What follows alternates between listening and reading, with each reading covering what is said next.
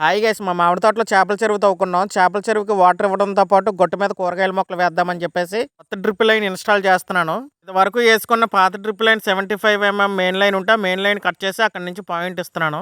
Cut చేసిన పైపుకి ఒక elbow అంటించి ఎల్బో నుంచి ఒక పైపు నిలబెడతాను. ఎందుకంటే చేపల చెరువు గొట్టు చాలా పెద్దది. జాయింట్స్ అంటించేటప్పుడు చాలా కేర్ఫుల్ గా అంటించాలి. సాల్వెంట్ సిమెంట్ పూర్తిగా అంటుకోకపోతే పైపు ఊడిపోవడానికి ఎక్కువ అవకాశం ఉంటది. ఈ 75 mm పీవీసీ పైపు పాతదే, ముక్కలే ఉన్నాయి, ఫుల్ గా లేదు, హైట్ సరిపోలేదు. అందుకని ఇంకో ముక్క అయితే యాడ్ చేసుకున్నాను. ఈ చెరువు గొట్టు పైన అవుట్లెట్ 63 mm వేద్దామని ఒక రెడ్యూసర్ అయితే వేసుకుంటున్నాను. రెడ్యూసర్ అంటే చిన్న సైజు నుంచి పెద్ద సైజుకి గానీ, పెద్ద సైజు నుంచి చిన్న సైజుకి గానీ పైప్ ని కనెక్ట్ చేసుకోవచ్చు.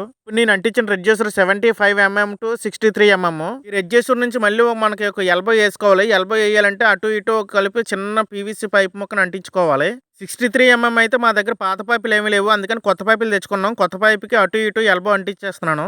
మేము సాల్వెంట్ సిమెంట్ పీవీసీ పైపులు ఫినోలెక్స్ కంపెనీ తెచ్చుకున్నాము. ఇవి అయితే చాలా స్ట్రాంగ్ గా ఉంటాయి. ఫినోలెక్స్ కంపెనీ సాల్వెంట్ సిమెంట్ చూడడానికి పలచగా ఉంటది కానీ అంటిస్తే చాలా స్ట్రాంగ్ గా అంటుకుంటది. మొత్తానికైతే మెయిన్ లైన్ నుంచి చెరువు గొట్టు మీదకి ఒక అవుట్లెట్ అయితే వేసుకున్నాము. చూడండి ఈ విధంగా వచ్చింది ఫైనల్ గా.